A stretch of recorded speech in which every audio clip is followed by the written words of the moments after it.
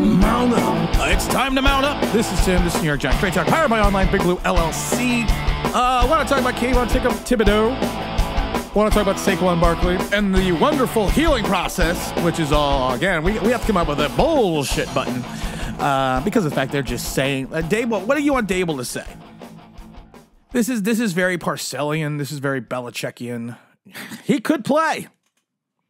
Everyone's saying 2 to 3 weeks, but Saquon Barkley's such a fast healer. He could play. Of course he's going to say that. He's a game-time decision. Same with Andrew Thomas. Same with Azeez Ojulari. I pretty much would guarantee none of them are playing.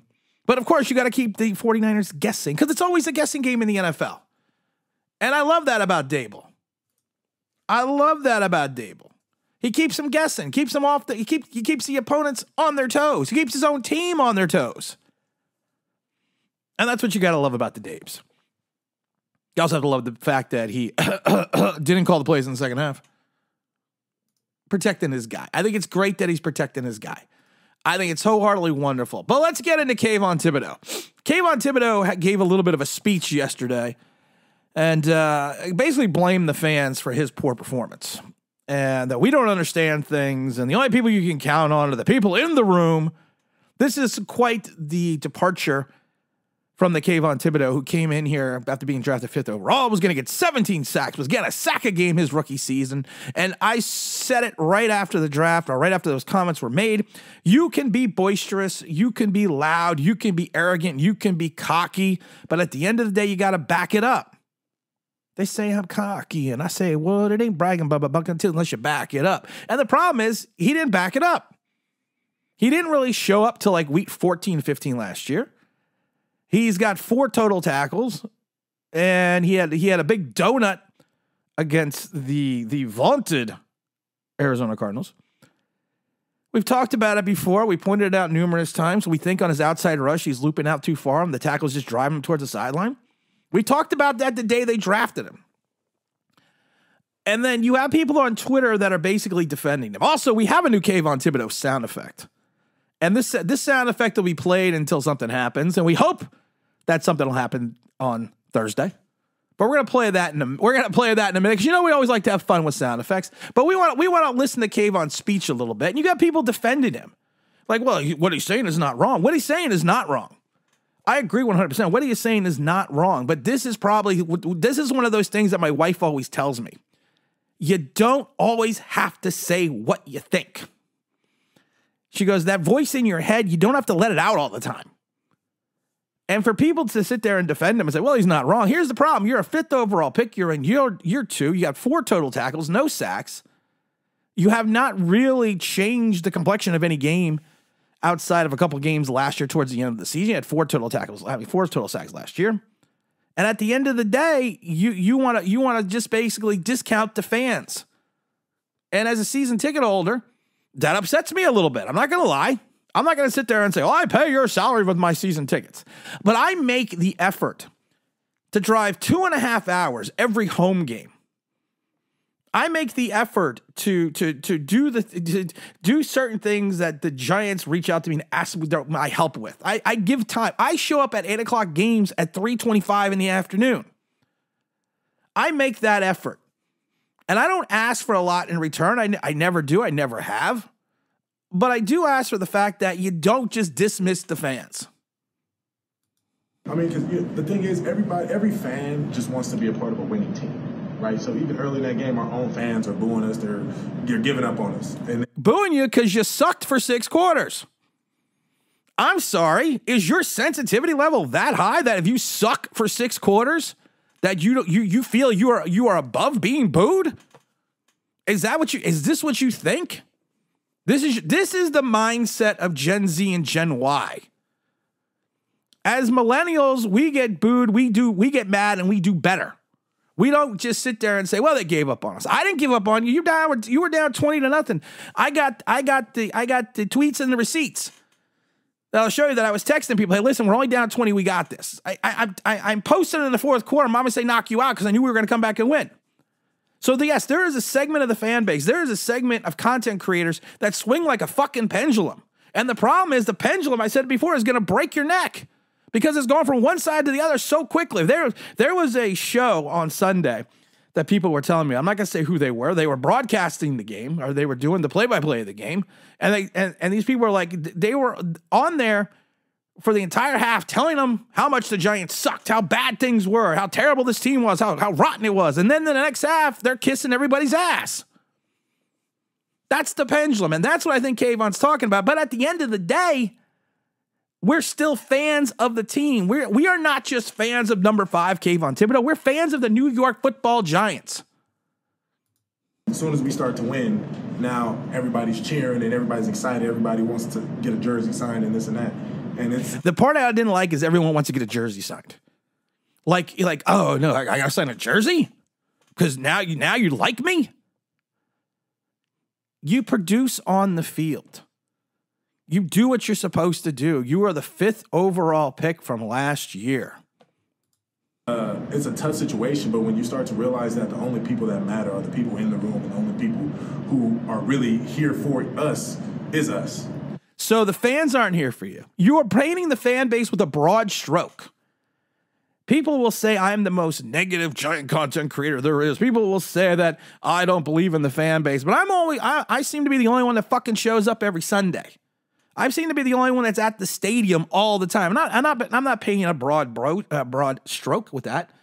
There are some content creators, those Chatting Giants or whatever that guy's name is. He's at the game. I know that. There's the Indian gentleman I saw him. I think I've seen. He's at the game. So there are people that are at the games. But Kayvon, you're painting everyone with a broad stroke, a broad brush. There's people who have been watching this team since 1976 who have been watching this team before you were even born. Who have gone through the adversity, have gone through the good, who have gone through the bad. And you just say, well, the only people we can count on is the guys in the locker room. So you're just going to dismiss the total fan base. So when you are at home and you do something well, what you're telling me is the fan base shouldn't cheer for you. And as long as we continue to focus on that and continue to control the narrative and keep pushing forward, we'll be all right. What narrative do you need to control? That you have 4 tackles in 2 games and no sacks? Is that the narrative you need to control? It's a total dismiss of the fan base. It really is. And like I said, what he's saying partially is not incorrect. Yes, this fan base is one of the most fickle fan bases that I have seen since watching this team since 1976. This fan base is beyond fickle. They are beyond the point of everything has to be immediate, everything, especially now that they won a little, and everything is either at the total high and everything's at the total low. And if you dislike something, you are a hater. Or if you point something out, you are a hater. And the point I was making before about being the most negative Giant content creator, the only problem is I'm the most honest Giant content. I'll say it. I am literally the most honest Giant content creator because I see what I see on the field. I just make videos about it because you know what? It's my opinion. And Kayvon, here's the thing. I'm entitled, like you're entitled to your opinion. I'm entitled to my opinion. And my opinion is you are not playing up to the moniker of a 5th overall draft choice. That's what I'm saying. That's what I'm thinking. And for you to just dismiss the fan base and say the only people we can count on is the people in the room. I played the game, Kayvon, not at professional level, but in college, and I understand that I played on bad teams. And I understand that fans boo, fans get upset with you, fans tell you suck to your face. I get that. I understand that. And then sometimes when you're playing so badly, the only thing you could do is rally around each other, but you still give respect to the fan base.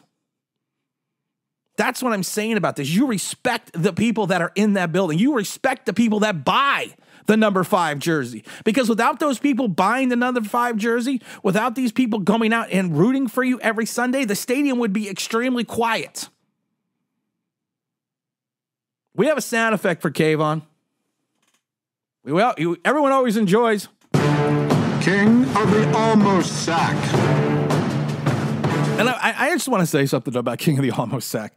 King of the Almost Sack actually is not a slight against Leonard Williams.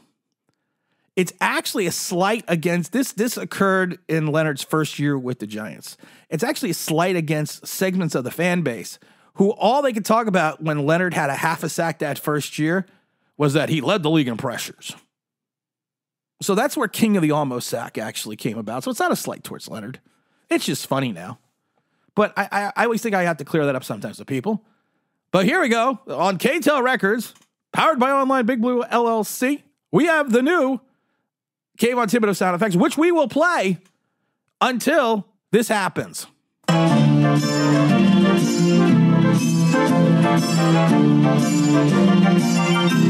I gotta come up with something. The old line thinks I'm nothing if I only had a sack. Once he gets his sack, we will stop playing that. Once he gets his multiple sacks, we still stop playing. I still believe in Kayvon Thibodeaux. I still do.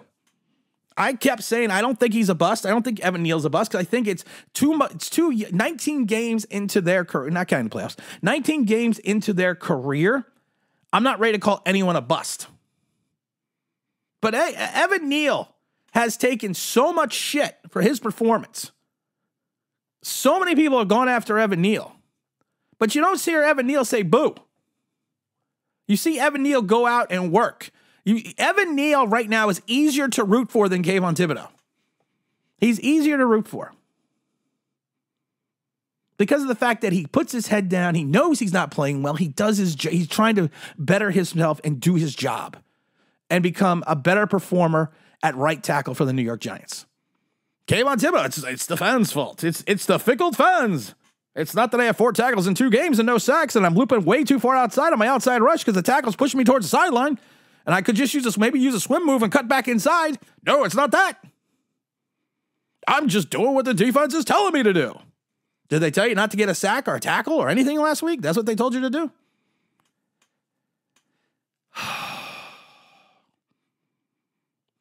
Thank God this is the kinder, gentler Tim. Because if it wasn't, we'd come up with shit like this.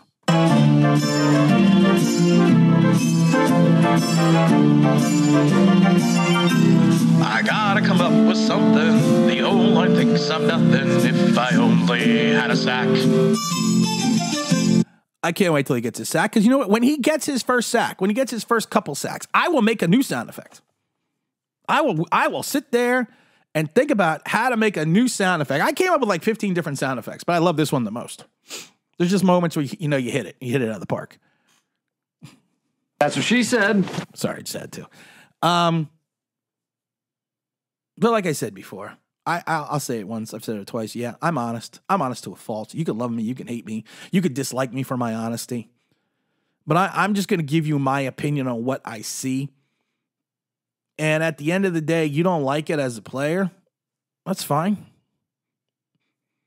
At the end of the day, you got to look yourself in the mirror and say, maybe I am not performing up to expectations, which is why the fan base is getting on me after 19 games. Technically 21 games, you count the playoffs.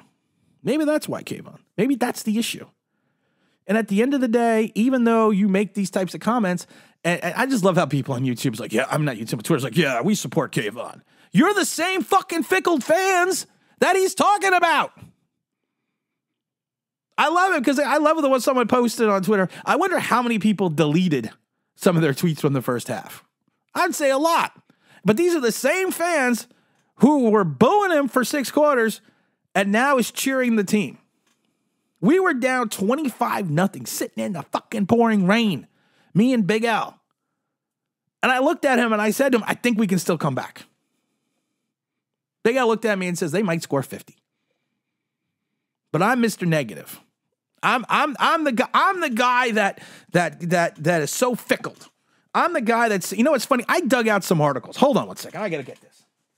I will show these articles on the thing. This is from 1983. It's called The Tale of Two Quarterbacks. It's Phil Simms, Scott Bruner. It's a modern day tale of two quarterbacks. It goes through the entire progression of the 83 season when the Giants got into the playoffs for the first time in years. Scott Bruner took over for an injured Phil Simms and led them to a victory in the playoffs, and they got smoked in San Francisco. But it talks about everything going on, how Phil Simms requested a trade and all this stuff. It is not a complimentary article. I'll post pictures of it later, or I'll actually show it. And I was thinking about this as I was holding this in my hand. This is from 1983. Yeah, I still have this. It's from 1983. Yes, I keep everything. I fucking keep everything. I know I keep everything. Stop being my wife.